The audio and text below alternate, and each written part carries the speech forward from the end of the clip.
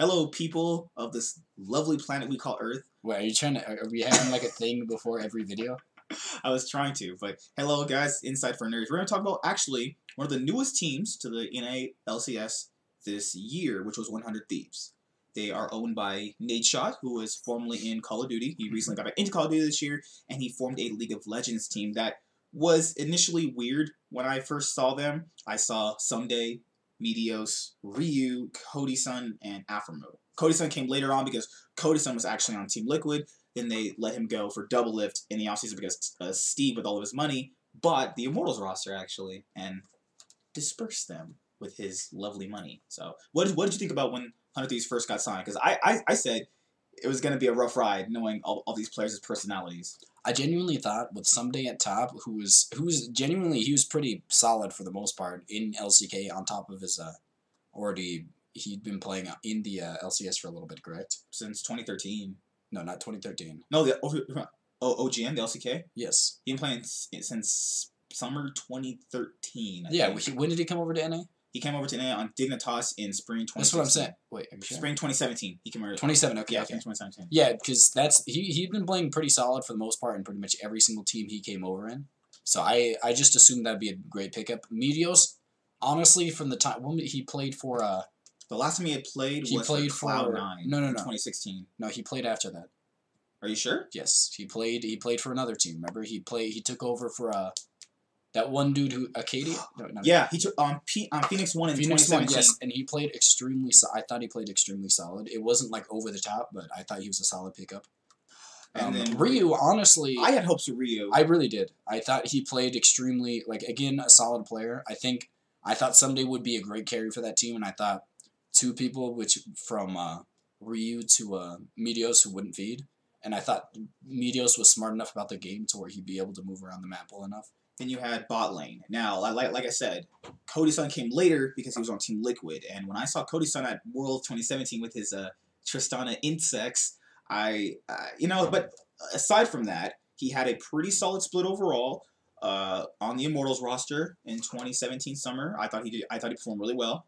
MVP candidate, not really, but he was still very solid. It was nice to have a North American ADC that's not an import that can be really well. Aframo, we already knew was going to be pretty good all year round. So honestly, I did not expect the way Cody-sun played throughout the actual split. He played extremely well during his first year.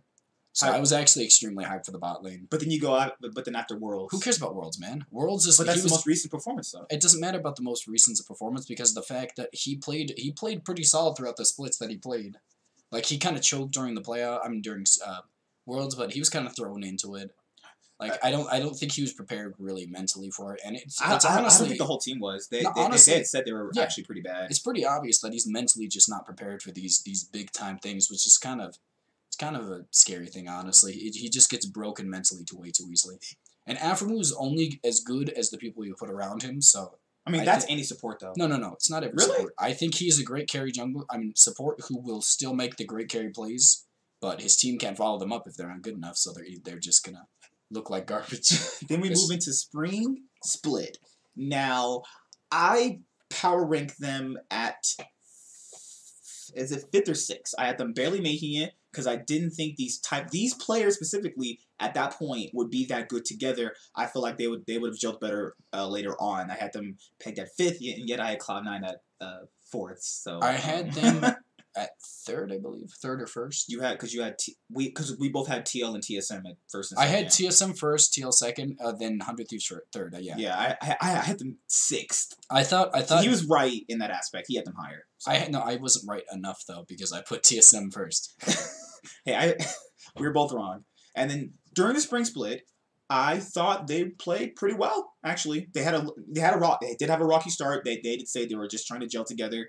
Meteos, I thought, was in my opinion, the better jungler throughout the whole split. Next to Dardoch, him and Dardoch were pretty much I wouldn't put them neck and neck, honestly. I think Dardoch was a step above everybody else by far, and then Meteos was pretty much a step above everybody else. That's because I think his team was... No. Dardoch the way they played, though, it's facilitated that playstyle a lot more. He facilitated himself, honestly, throughout, no matter what, throughout the, the funnel comp, no matter what happened, he always played well. And then later on, during the Spring Split, they completely turned it on after that. They got first place, which was a surprise. A lot of people were surprised. but they weren't the most solid first place team. You definitely this year in North America saw a different style, just definitely a different shape in the teams themselves, and then that's what we saw in the spring split. Then you get to spring playoffs. They get the first round bye, and they face good old TSM takedowners, Clutch Gaming. How did you feel about their overall spring split up until the point of the playoffs? I want to say that TSM should not have lost the split before that. To be honest, the little series before that was idiotic. with Clutch Gaming, like they looked so strong before the actual playoffs hit. Yeah, they went 4-0, right? They were on a roll, man. I can't remember, it was like 6 or 4-0. They're just hitting it off, and then all of a sudden they just fall apart. But that's not really what this video is. So what did you think about them in the actual spring split, though? Who are you talking about now? 100 Thieves. I thought 100 Thieves, honestly, they did not play around their carries, honestly. I think Botlane was playing extremely well, so they thought, hey, maybe this is a carry. But then they didn't throw the secondary carry onto somebody. They just kept throwing him onto tanks. But I remember in 2016, Dignitas, because we go live, we go live to watch the NELCS games like twice a year, and we went to go see a Dignitas game, and he clapped people on Nautilus. Now, if you guys don't know how hard it is to deal with Nautilus, it's very hard. Nautilus is a tank, and this is in the meta where Shen was in the meta, Maokai's in the meta, and then he was completely just murdering people just by himself as a tank player. Like, I will give it to him. He is actually a great tank player, but the fact is, you don't put your best player on a tank constantly. Just because he is able to play tanks does not mean you should put him on a role where he's not facilitating, where he's just constantly facilitating the other teammates. So overall, did you think they had a good inaugural spring split? What I think their coaching staff is honestly the biggest problem, because they have a skewed version of what the team should look like. They keep putting Rio on stuff when the only thing he should be on is the bench, and they keep putting like Cody's son is a great player. Mm-hmm. I think when he's not freaking himself out, because I think he's a pretty solid player, and on time sometimes he's if you look at his stats, he's pretty high up there. Oh yeah, we had checked. Cody's son is very, very highly well-versed in his stats. Kill participation, CS per minute's really good. His kill participation is pretty low, I mean, honestly, but his CS per minute's everything else beside. His KDA is extremely high. I think it's the best on his team. So then we get to, as I said, we get to spring playoffs. We get to Clutch Gaming. They narrowly, and I mean narrowly, beat them. It's very close. It's a Baron steal away from. No, it's literally one Baron steal. They did a Baron steal, and then it was one team fight away from them actually getting knocked out by Clutch too. So Clutch had a decent year up to that point. And then you get to the spring finals. Now we had talked a lot about this when it actually happened. I think after Smithy stole the Baron, they completely mentally just tilted off the face of the earth. I'm gonna be honest. That team, I think the biggest problem was TL at this given point in time was the by far strongest NA team. They actually used macro, unlike any other team in existence. But do you agree that they tilted after the first game? I do think they tilted, but I think that TL. I mean, at the beginning of the spring split, I'm gonna be honest. I think that the strongest I'll still honestly throughout the entire spring split, I think that TL was macro-wise just way stronger than every other team. Yeah, because they did say they're not really good at best of one. So you do a best of five, that it's going to be a different beast than a best of one. Be honest. TL isn't extremely strong in pretty much any lane besides double lift. Double lift's not double lift's good at laning, but his forte is pretty much past laning. I think he's the single most.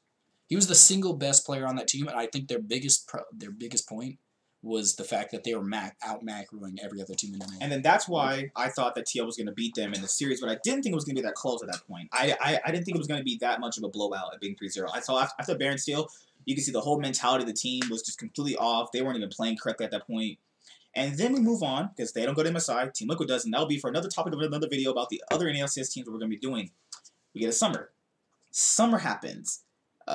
First weeks happen, and they go 0-2. They went 0-2 the first week, I believe. And we're thinking, did something change? I mean, looking at their games, I saw a change in them. I saw a change in how they played around each other. It was funnel meta, no one liked that. I despise that. I didn't play the game for literally 3 weeks. A couple months. I hated mages in the bot lane. It was actually horrible. And then you get to a point where Rift Rivals is coming up, and the whole Meteos thing happened. Now, I know the Meteos thing really, really threw people off, because that was, he said, she said type thing. And what did you think about that when you initially heard that they were trading Meteos for Onda, actually? I skipped through the beginning. I want to talk about the funnel comp part of the season, to be honest. Well, you can talk about the briefly part of the funnel comp, too. All right, so what I think the biggest... What's his name? Cody Sun actually released a video recently that said, like, he pretty much put out on the table pretty much everything that happened. Okay. He talked about how essentially the shot caller of the team before this happened was Meteos, actually. You can tell that. No one would have thought of that. But you could like, the thing about it is Meteos has been on extremely great shot calling teams throughout his entire season. And he's definitely picked up on learning all those aspects, yeah, too. I think even if he's not the main shot caller, which I think he is, based off of what Cody Sun said, he definitely had a major impact on it. And I think Prawley's inability... I blame most of this team's failures on Prawley, because I think he just clashed with Meteos way too often. See, the problem... I'm a C9 fan, if you guys don't know, but I saw Meteos interact with the team and coaching staff on the Cloud9 Genesis videos they released in 2016, and I knew that might have been an issue into spring split when they announced it probably the coach, but I didn't think it was going to be that bad. I think that people grow up in time and, people change their attitudes or things, and when I first heard the Meteos trade, I was like, for Onda, like, we saw that dude on FlyQuest when we went to go see their game, and I was like, that's the guy they got? I was thinking they were going to just not be in playoffs, but that's not the point we're at right now, but going into that, it was a he said, she said type thing. Then you get Rift Rivals, and they play Brandini the top lane, and they play Levi in the jungle. So you're left with Levi, Brandini, Ryu, Cody-san, Aphromu against Fnatic, G2, and even Splice. Now, we don't count Splice. I don't count anybody at this point. But they lost to Fnatic. They're going to lose to Fnatic. Fnatic was on fire. G2 was on fire. They did not do well at Rift Rivals. They were the worst performing team at Rift Rivals. Then you come to, the rest of the summer split, when they actually have Onda now. Let's think about, what happened after they got rid of Meteos, honestly. My thing is that the team didn't really have an identity anymore after that, at that point. The thing about it is, they relied, essentially, we all think about this turning point in 100 Thieves during this season when they put Someday on Jax, and I feel like that, if they had done this throughout the entire split, the coming out party game against Clutch Gaming, I feel like triple kill. I feel like that was the game where he actually turned it around. His spring split wasn't terrible, but it wasn't fine. No, I thought it was okay. They weren't putting him on carries on top of the fact that it wasn't his best split. I think that was probably his worst split since I remember, honestly. Yeah. I thought that was his coming out party. Watching that game live was so fun. Who thought Clutch Gaming was going back and forth on them? And then that game was his coming out party as an actual true character player. Because before this, rumors were known that he was a very known, very dominant top laner in scrims. So you factor in, why am I not seeing this on stage? Then people get the notion in their head that, okay, if Someday doesn't carry, then what does the team do? So you can. They started putting him on carries more often. And that's when they got a lot of their wins based off that just alone. They did. Because he was almost MVP candidate. But the thing about it is, after Rift Rivals, you definitely saw a shift from, I remember, what was that one game? The first game we went into in the spring. The funnel meta for it was right? Echo Fox.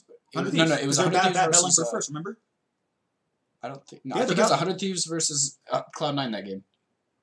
We didn't go see that one. That was the next day. We went for 100 Fox, Echo Fox, and 100 Thieves because that's when Thong was still on Echo Fox. Remember? That's when they officially started Demonte. Remember after the roster lock? No. We went during the spring. You don't remember? During the beginning of the season when Meteos was still playing. Oh, you went. Oh, okay. You mean that split? Okay, but that was Cloud9, correct? Yeah, Cloud9 faced Echo Fox. Remember we they played Team Liquid. Yeah, Team Liquid. All right. Wait, was it Team Liquid? It was Team Liquid, yeah. Because Cloud9's Svenskaren stole the Baron Fox game. So what happened essentially was, I think the biggest portion of the thing that kind of threw me out. Wait, no, it was TSM that they played, huh? No, because TSM played what is it? Optic Gaming. Oh, you're right. Okay. You should probably let me remember the matches. What's up? But yeah, continue. Sorry. Well, you obviously didn't know what game I was talking about. Oh my gosh. Sorry. The biggest portion of it was at the beginning of the season. You saw them consistently.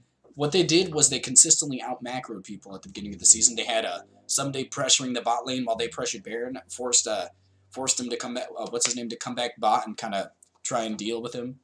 And then when he went back and tried to deal with him, they essentially went and just took the Baron. Mm-hmm. And then he started walking back over. He took the inhib turret, and then he took the inhib.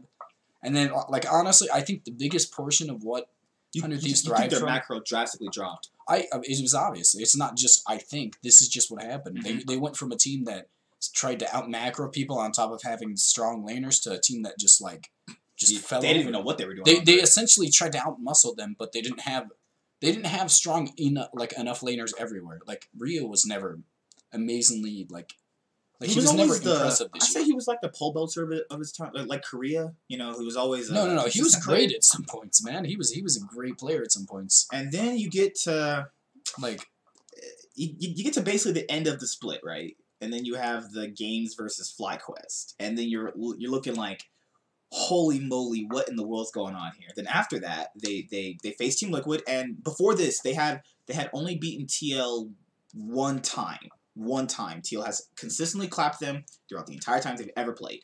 And then this is when the other controversy thing happens. Rikara is playing for Cody's son now. Cody's son is not even at the studio, ready to be subbed in if it needs to happen. I'm gonna 100%. I'm gonna keep doing this. I'm gonna blame it on Prolly because it's really his fault. He is either him or whoever is making these decisions needs to be fired because they consistently break. Not only do they destroy the chemistry of this team, and I don't, honestly, I want to put another thing out there. I honestly want to know what's going on with Afromo because these things seem to consistently pop up now on teams that he's been a part of. Like I feel like I don't think he's a. I don't know if he's a toxic player, honestly. I don't know what's going on with him. I never got that. I don't think he's a toxic player, but the fact is, I think he expects too much from his teammates. Maybe. These little minute. But you should expect a lot from your teammates. Yes, but you need to understand that people make mistakes sometimes, and I don't feel like he's capable of that, to be honest. So we get to that series. They win the first game. They win in a pretty dominant fashion, and then TL say after that, okay, we messed up, and then TL can proceed to actually just murder them straight to the face. It was after that first game, you're like, okay, maybe they have some. No. And then they get to this is my debatable series. I personally like third place matches. I think third place matches give you a round out overall of who the actual third place team is compared to everybody else. And this third place match was weird. You have TSM. We'll talk about that in another video. That might be the next one is TSM. And then we had 100 Thieves. So 100 Thieves start Ricard. Did they start Ricard in game one of the third place TSM match? They did, right? Yes. I don't even think they And played. then they won. They consistently they won with Ricard. See, the problem with the sub to me is that when you get that game one surprise win, good for you. Put the other player back in. You're already ahead. You might as well put the better player back in. But they didn't, and they play him again, I think, and then they lose, and they put in Cody on the rest of the series. How did you think about the I believe, TSM? no, it was Cody's son the first. Let me see. I'm actually going to look this up because I don't 100% remember. You guys get to see this stuff. I'm pretty sure. No, we can check it out, man. It's not a big deal. We just need to look at the schedule. No, schedule. Let's see. Not third place match. Let's see. Well, it's game one. View player builds. I'm going to see it right now. It was Rikara. I don't think... Did they ever play him? Yeah, because Cody's son came in on game 2. Game 2? Right? Yeah, he came in game 2. Yeah, he came in game 2. Yeah, okay, that's right. And they played on the rest of the series. And, things are very back and forth between the teams. TSM had been on a kind of a downward trend at that point. They had just lost to Cloud9. Their mentality was not third place match. TSM at this point, guys, had never even been in a third place match. They had actually never even lost this year in playoffs in general in North America. So you get a very back and forth series. Cody's son, classic Tristana jumps in and, they lose the series 3-2. A pretty close series overall. And then the next day, TL win the split. 100 Thieves goes off Worlds on points. And then that's pretty much their summer playoffs. And then you get to, do you have anything to point out about the third place match? Do you think they could have won it? What I think the biggest problem is they put in Rikara and then the coach tries to make it to the point where they're like, oh yeah, you're still a part of this team, Cody. Don't get your mentality broken, which they already did. You replace the dude who has some of the best stats in the NALCS with an Academy ADC. Yeah, with Rikara, because of the fact that you don't identify what the actual problems with your team is. Instead of actually identifying these things, they try and replace things that they see are possible. Like they're not going to replace Afromu. They know that. Probably sleeping with Ryu, so I don't think that's going to happen. That's You can't replace Ryu. I mean, someday, because he is the team.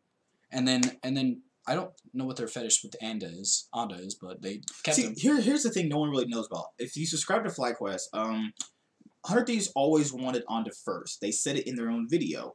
They couldn't get Anda because of visa issues. So Medios was kind of like your I'll take this guy type deal. But they had a better deal with Medios. What I'm saying is I don't take that as all. I don't take that for like. But remember, they never wanted Medios. I don't care what they said. I know what they say. I feel like they're trying to use excuses like this is why we got rid of him.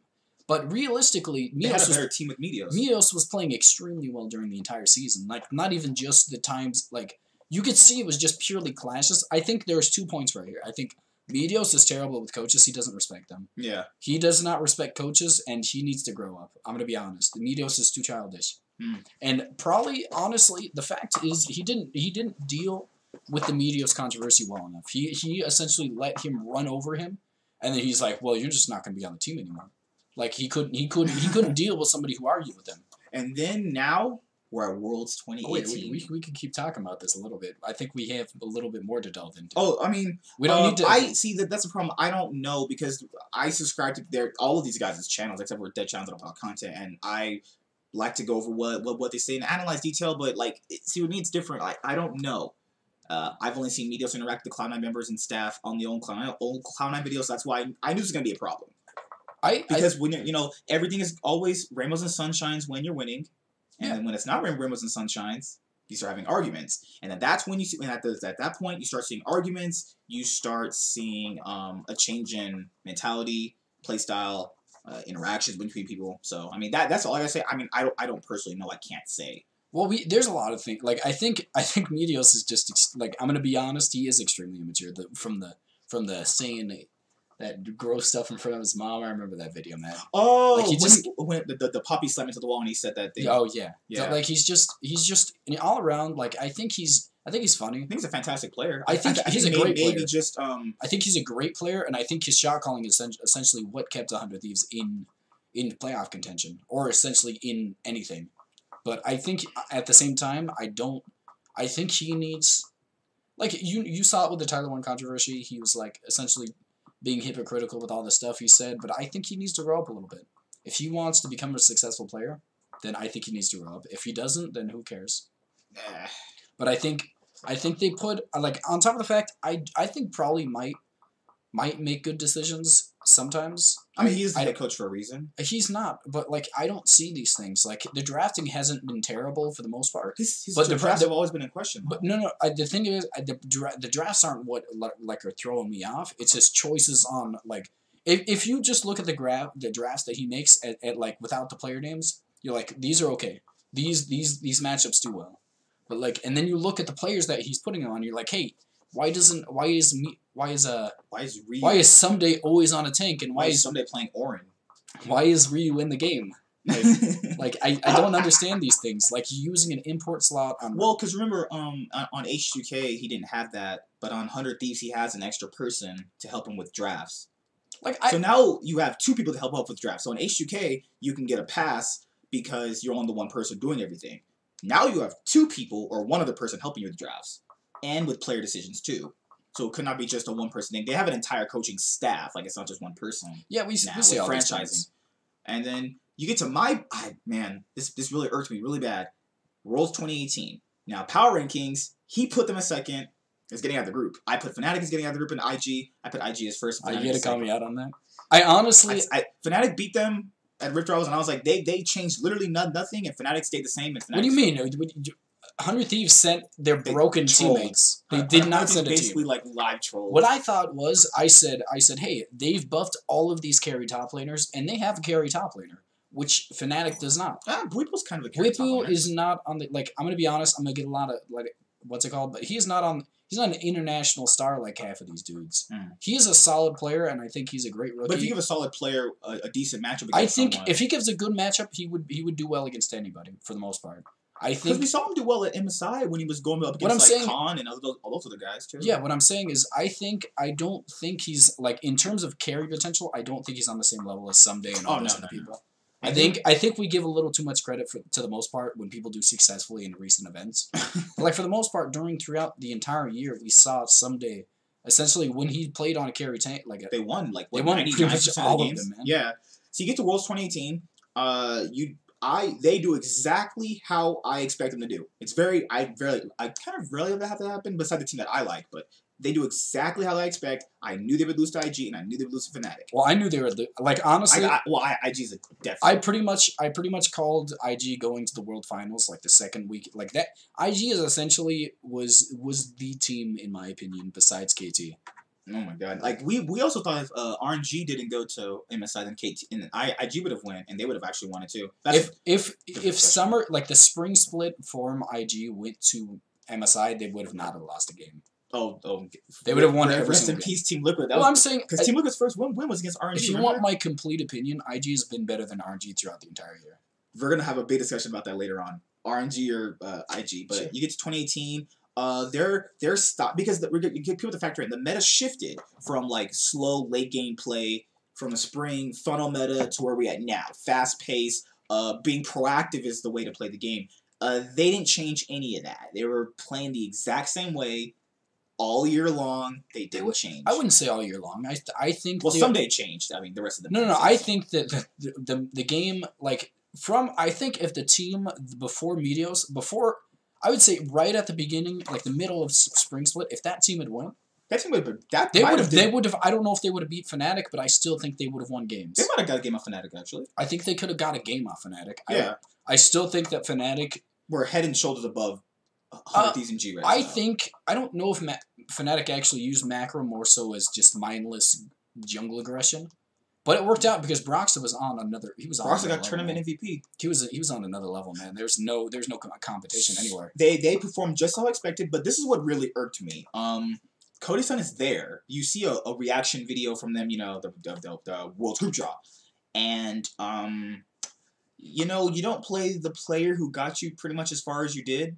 At least one game against G-Rex, whose G-Rex was literally a free win in the group. Like, why don't they play Cody Sun in the last game of Worlds? He got them pretty much to this point. You know, that maybe kind of, it did rub me the wrong way. You know, a player does this much work and you can't even give him a game at Worlds. You know, like it doesn't matter against G-Rex. There's a free win. Yeah, essentially, what I would say is he's one of the big reasons they actually made Worlds. Like he made the all first team NA LCS in the spring split, and then summer split. They're like, hey, I know you did all this work last split, and this split you pretty much got us into playoffs, but we're gonna replace you because we suck. And then the only games they win are against a team that's actually just worse than them. And what was actually funny is that I thought G-Rex could have actually beaten them if they had actually played the same way. They really could have. G-Rex could have beaten 100 Thieves if they actually played the same way they did in play-ins, but that's, So their group record is, 2-4? They don't get out, and Ryu does the infamous don't take a claw auto attack. Oh my gosh, man! We were actually playing with our other friend at League. That was terrible, man. I was like, he said that, and I was like, game's over, done, not watching anymore. They lost a 3v5. It was just a disaster. The amount of trash talk that came onto some days, what irked me. Really, there was trash talk. There was a lot of trash talk. What can he do? He's drafted for tanks. Like you could see the only lane that had a goal differential was top lane, even against Duke and all of the entire lane. He had the only positive, and that was probably the strongest lane in all. Who else do you think performed better at Worlds? I thought Onda did. I thought Onda played. I would say Onda played pretty decent. I'm not gonna deny that, but I don't like. I think that the game that he popped off, he got some lucky occurrences for the most part. Even against the IG game, that was kind of just mindless aggression from them that he got those actual kills. I think Onda still needs to be replaced, if anything. But I think that he played well during that tournament. And if Kara played better, I mean, he played good one game, and that's because they constantly ganked him. That 9-0 game against G-Rex, they had constant ganks. And then Afamrus, he kept landing hooks. They realistically only had one good game at Worlds, and then you get to now their season's done. They're out of Worlds, and then Nate Shaw releases a video talking about they think they need better PR for the next year. Communicating with other players, and I thought he did a pretty good job. He said he wasn't there because of personal reasons. I mean that you can understand. He's a business owner. Technically, they saw Jack and Steve with the other teams. They're like, well, why can't Nate Shaw be with them? Guys, they are business owners. They don't just exactly do League. They have other games too. CS:GO, Call of Duty, other things too. So I'm pretty sure that it's just based off the fact that Nate Shot does not associate with those dudes. I think he's not similar to them. Like Nate Shot is actually like I talked to him. He's a really cool dude. He's a genuinely like he's a personality dude. I think his biggest thing is I don't know if he's fully into this, but I don't know myself. I'd have to actually see more about him. I think he's just more so. Coming from talking to him I actually got a chance to meet the guy, and he was a really nice guy. I told him, hey, sorry man, for the community, they can be kind of. He was like, okay man, it's cool. He looks he's a really cool guy. The biggest problem with the team is what our next point is. We're gonna have timestamps for all of this stuff since it's gonna be a longer video, but. Levi, they got a really big signing. The first part of the year was with Levi, and Levi said he was going to be on the challenger scene and develop his English. Levi plays a few games of Rift Rivals. He looks okay. I think people overrated him for his Gigabyte Marine performances when he was around players that could facilitate his playstyle. So what do you think about them potentially putting in Levi for next year, actually? Okay, so this is the biggest thing I have. So essentially, this all comes down to whether or not they keep Sunday, I would say. Because Someday is in my opinion, he might stay. I think he's only contracted to the end. Yeah, he's gone. He's already his contract's done, and if they can't keep him, this team's not going to do anything. C9 Someday. That'd be the best name in Why existence. do you like the thing about it is C9 doesn't need to replace Lakers. That's just a dream. Let me have let me think some days. Lakers is awesome, dude. What in the world, guys? But I would say the biggest thing I would think of. Well, do you think Levi could fix them in a certain way? Okay, so if they put this down, who do they have mid? They have to try and keep Someday. Let's do in a world where Sumday's still here. Okay, so when Will Sumday's still here, 2 import slots. Okay, yes, and they have 3. One, yeah, and they have another one they have to use. So we're using Levi then. So we're using Levi, and Levi's the import. Now, who do they put mid? Yeah, that's the whole thing about it. Like, no matter what, this team we're in NA. We have to realize this. We don't have any mid laners. We have our most my like opinion on mid laners in NA. I would say our best mid laner is our 2 EU players who are Jensen and Bjergsen. And you want to know my unpopular opinion about their mid? What? Why not put in high? They functioned well with shot calling before. It's not about shot calling, man. He is a liability in the mid lane. He is, but they've shown that with shot calling they're a lot better. I think High, if not for that lung thing, would have been one of the best players of all time, and I still think he's one of the best NA players of all time.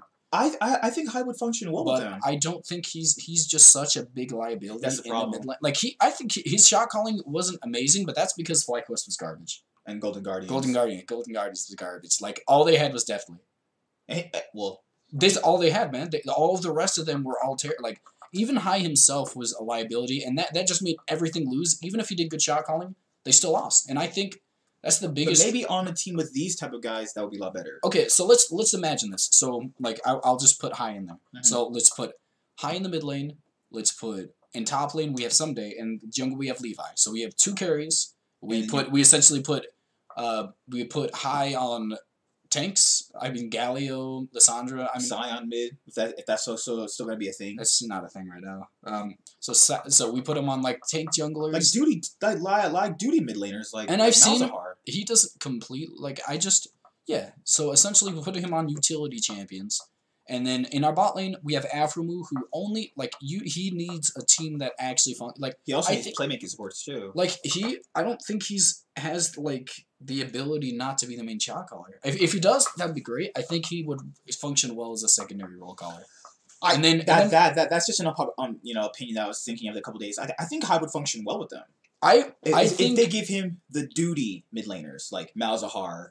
Maybe you could Oriana, say this is essentially how Doing B functions in LCA. Yeah, LPL. Function like Doing that. B is a pretty terrible laner. He's a bad laner, but I think he's one of the better shot callers in China, and that's why his team did so well. And then now we come full circle. So now we're at Rikara saying, Cody's son saying that they want to explore other options for their teams. Yeah. So they both essentially what we're looking at is 2 players leaving. Okay. So we come full circle with their whole year, actually. So now we're at this point where we have kind of no top laner. We have a really supposedly good international jungler in Levi. We have Ryu, and we have Aframu. So we pretty much have 3 players left because they're not.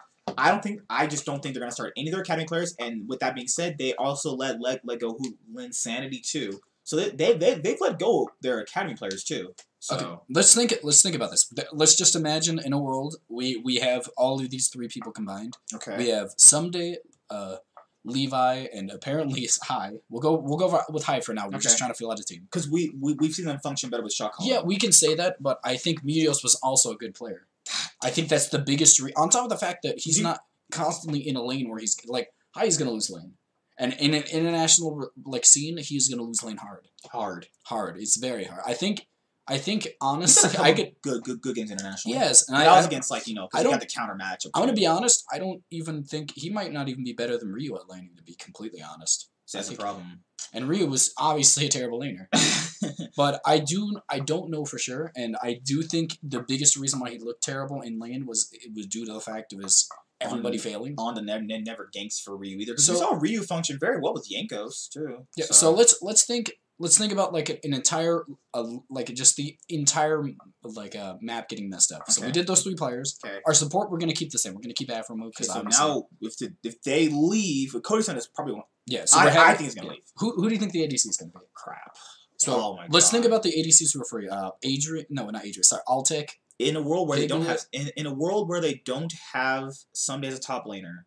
No, we're Where- still in we're trying to fill out the basic team. right now. You want ADC. We're doing ADC right now. We're trying to fill out our imaginary. If you can fit in Bang, who is rumored to be coming, I think Bang would be really good for them. I think there's Because you said they lack carry potential. yeah, I but think on Bang top of would the be a fact fantastic carry for we are thinking right now. them. Okay, that- so you're doing North American. No, yeah, but what I'm saying, no, not even North America. I'm talking about people. We don't know how. I don't even think Bang speaks English, and this is No, you're talking about just laning wise too. Because Someday did speak English and he played fantastically at it. Someday speaks English though. He speaks some. See, He's been here long enough to where he can speak some. and the same thing could function for Bang too. Bang doesn't speak English from my Eventually, knowledge. you know, Yeah, eventually. We're long term. talking. No. This is long term, and we're gonna Long be term. like. I would still factor in Bang. I If you think get him. no. Get him. No. I think he'd function well with Bang. I think the fact that this team is mentally insecure, and if they do one bad split, they're Bang's not gonna going to just work. tilt off his everything. Not to him, the rest of the team. I don't Oh think yeah, that's a they're good call. very like. And on what top of I've seen their tilt. And Levi can't speak well English either. Someday doesn't speak well, and then you put Bang in there who doesn't speak. Wait, first off, that's 3 imports. What are we even talking about? No. You do it for ADC. So What are if we you even have- talking about? Bang can't even be in this No, imaginary but team. I was like, if you can be there and not have like Levi or Someday, I think for the second import slot, I think Bang would be. I good for think them. if you're saying who would I choose, I would not choose Bang over Someday. I'm sorry. Okay, so we have people from the I had EULCS 80 carry Kabe. I thought he played really well in his team Splice. I thought he was a fantastic player all year. Not like fantastic, like he does a bunch of outplays and stuff like that. But Let's I thought he was Let's just think about consistently good He was ADCs. consistently good throughout the year, and I thought he'd be fine with her. I don't think You have Altec. I think Altek is a pretty decent. Like, first of all, we have to get people who are not imports. Just Okay. remember this: no imports. Okay, Because Altec, this is a match- Adrian. Altec- Adrian is a support. Okay, we can't have that. Okay, we have Altec, Piglet, and No, that's all. I think that's the only two that aren't going to be imports that are moderately okay. So, Are you let's sure you think. don't want Keith? Okay, so I'm sorry, Keith. I don't know. I don't know about you. If Dignitas's old ADC Laud or now Benji Don't back- bring him into the discussion. I feel man. like maybe maybe he's changed. He said he had a The lot of only living thing- problems with Dignitas. I think that if things in Champions players, you never know. the Things only can thing change. that yes, but you go based off their past If we're precedents. going past precedents, absolutely no well, way. yeah, that's no the only way Jose. you can do it. You can't just put Laud So in who do you there. think would be better? You're gonna say Piglet Yeah. over Altec. I'm gonna Altec, say- so I'll say Altec, and I'll give counter reasons for Altec, and you give reason for Piglet. I mean, in what do you Okay, want me so to start? we'll start with laning then. Laning, it's obvious that Piglet's the better laner. Okay. I think that's still pretty, decent. Like, let's think about the fact that Piglet has been in it. Like, I know a lot of people are be like, hey, he has no success, but he got first place in a few splits. On top of the fact that he is yet, in my opinion, to have anywhere close to not a garbage support.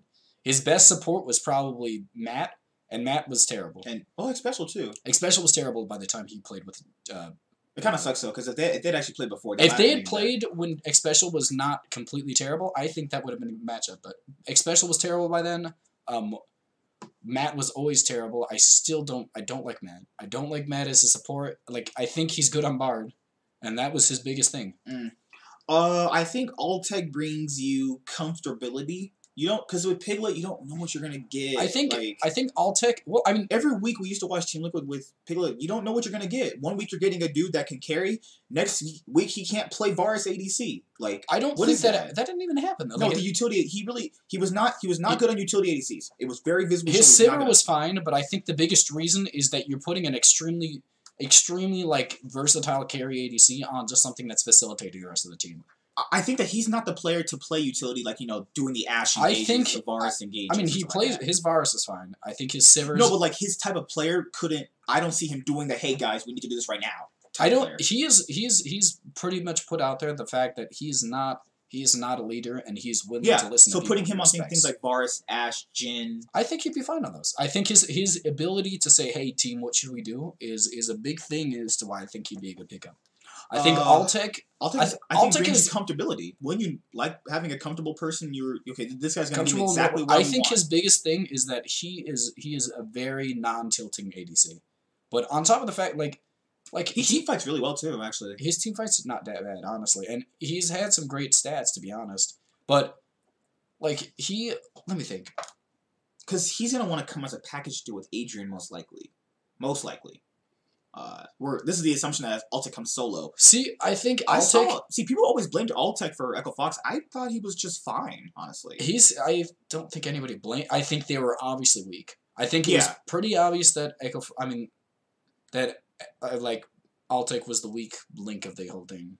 But I think that if you put him on this team, you get a better overall. I want to see Piglet. Like, I honestly, in my opinion, I know he hasn't really had a chance to play with a good support since he's came to NA. C9 Piglet, best name ever. I wouldn't even be against that. I just want to see him on a team where he at least gets to function once. I think, and on top of the fact, I think C9 is the single best organization in terms of building up new talent. Or just building up people's confidence. So I think he would be a good pickup for that. So that's pretty much full circle. I got. Do you have? I have parting words. Do you have any parting words for the rest of this? I still think we should talk about the coaching staff. Do you not want to talk? Like, I feel like I don't know what you, because what are you gonna change in coaches? First off, they released a Song from TSM, and I think he's. Oh yeah, you're right. Song is a good, like, it's obvious like and Song functioned with he functioned with Cody Sun, and Cody Sun's gone. Okay, forget that. I think maybe the coaches. I don't know. See, this problem. People always tend to blame coaches right when they first start, though. I think you lose, it's the coach's fault. The draft sucks, it's the coach's fault. The team's all hands are all chopped off. It's the coach's fault. I think that in terms of coaching staff, it's always a give and get. You get something out of the players and you get something from the coaches. I think that if the players and coaches work together as a unit, you get a better team. Okay, so C9's my team. You obviously can see they like being with each other in and outside of game, talking to each other, being friends. I think that when other teams start doing that, and your coach is not just your coach, and they can be your work partner, and when work comes through, you are stern. When your coach is your friend and you can talk to them, I think it's a lot better out. Because I think Alpha who was on the pictures video, said he loved talking to Zix as his friend, which made things a lot more better for him when it was on COG. I think I do agree, but I think the biggest thing that NA lacks is the ability to respect coaches. It's an all-around proven thing from Dardoch to Meteos. Even Mark Z said it too. Yeah, there's a big amount, like there's a large amount of people who just don't respect coaches because of the fact that the Western organizations don't put an emphasis on it. Like look at SOAS, look at everybody, like literally everybody from any team. SOAS said it, Mark Z said it. I think that in terms of coaching staff, I think that what's best from what I've seen is you got to be friend. Like, I mean, you don't have to always be friends. The thing I'm trying to say is get along with each other. No, what I think you need is one dude. Like, just think about the IG coaching organization. You have they have Kim from Longju. They have two coaches. What his name is God, what is that? Well, I know Kim from Longju. What essentially the dude who left. There's two coaches. One of them was like best friends with all the teams. And the other one was like, I'm gonna beat you up in the parking lot if you don't listen to me. And I really I feel like they got better with the guy that wasn't gonna beat them up in a parking lot. No, they used both of them at the same time. No, they got better though. No, they essentially the head coach was the dude who said, God, what is it? It's Kim, isn't it, from Longju? No, he's the Kim, one of those. Kim is the on stage coach, and he does the drafting part of the draft. The two main coaches are neither one. I can't remember. Yeah, it's not Kim. Most people are familiar with Kim, who was on Longju last year, and Kim got his world championship. So congrats to you, Kim, if you ever see this video somehow on YouTube. But yeah, from what I've seen is that if the players and the coaches are working together, rather than, hey, it's me telling you what to do, and if you don't exactly do it, then you're probably gonna get subbed out. I think that's a good idea. Is you put your ideas on the table, you listen to your team, but once you make a decision, you force them to. You tell them. This is because that's what the Korean players do all the time. Yeah, they do. They do that. They fail. The coaches find another idea. I understand the concept of, hey, we want to like listen to the team, and they I think the biggest thing is NA doesn't find a middle ground. Mm-hmm. Like they, on top of the fact that they don't just like force their players to do something, they either force them too hard or they don't force them at all. And then like, that creates yeah, relationship. The Korean coaches that are coming over, they're used to the Korean culture where they listen to me and they do what I say, and then these players are just like, hey, I don't listen to coaches. So you're never gonna get these coaches to be successful unless you actually get we develop like a culture to where we like, hey, I know they don't have to be like these. Like, it's mostly because of the fact that they don't respect people who aren't high ranked. Mm-hmm. But I feel like the biggest But thing... I mean, that can mean a lot of things. That could mean a lot of things, but I think the biggest thing about it is we need to develop a culture where we actually start to respect coaches and let them do their job. Mm-hmm. We don't let these... Because in basketball, you listen to exactly what the coaches say, or you're just completely going to get something. Unless you're LeBron James, then you just run around the court and throw stuff. So, pretty much, we've come full circle with 100 Thieves. So, what coach... I want to talk about what coach should be. What coach... Okay, so before we actually end, also, coach... The dude from IG, he actually just left. The one that he was the mean guy from IG.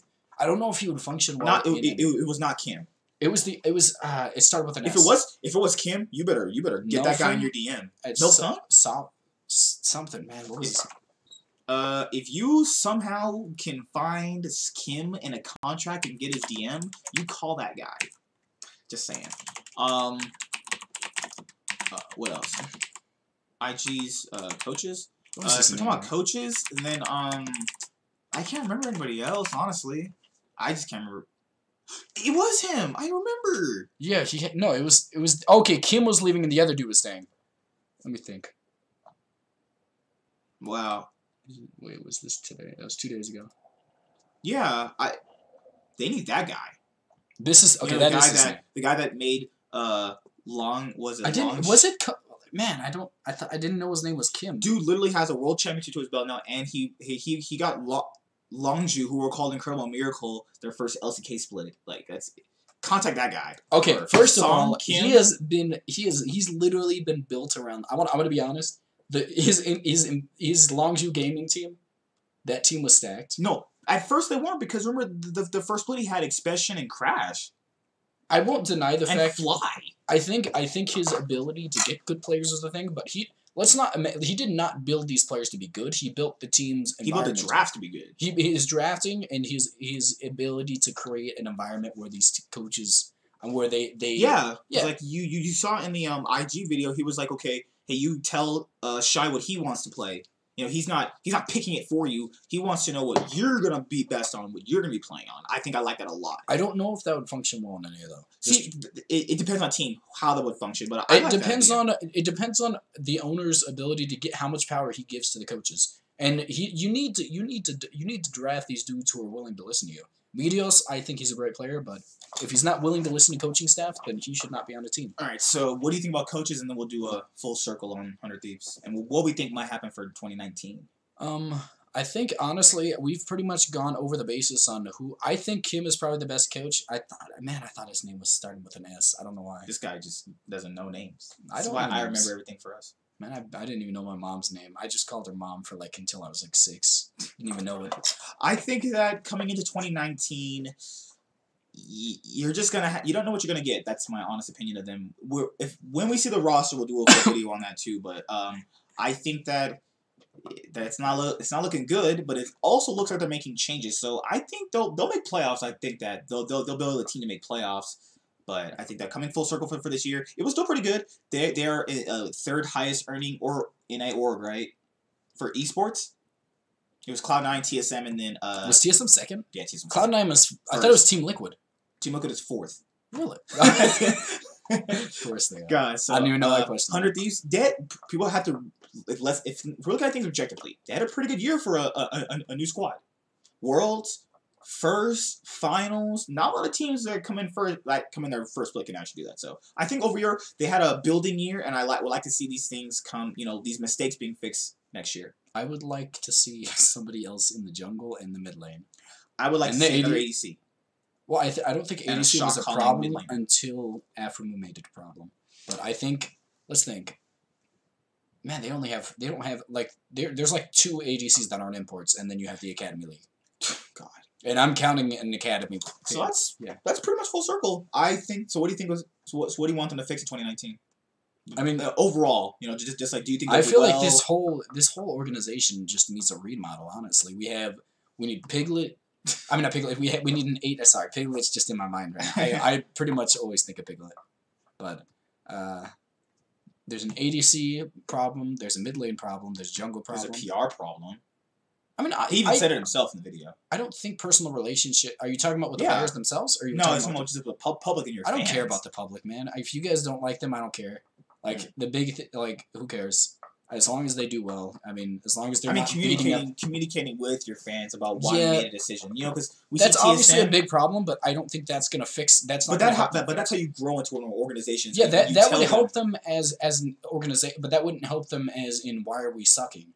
I think that's a good step, but I don't think that's the necessary step. See, my thing with a lot of teams is like I see a few players change and then the whole team changes. You look at Cloud9 this year; they were played the same way for a while, and you see a couple changes, and then top 4 worlds, and I'm almost crying on my computer screen watching them. But that's a different. See that a lot of things can happen if you just are willing to change something. It happened this year. They tried changing, but the problem is changing in the middle of the split really is not a good thing.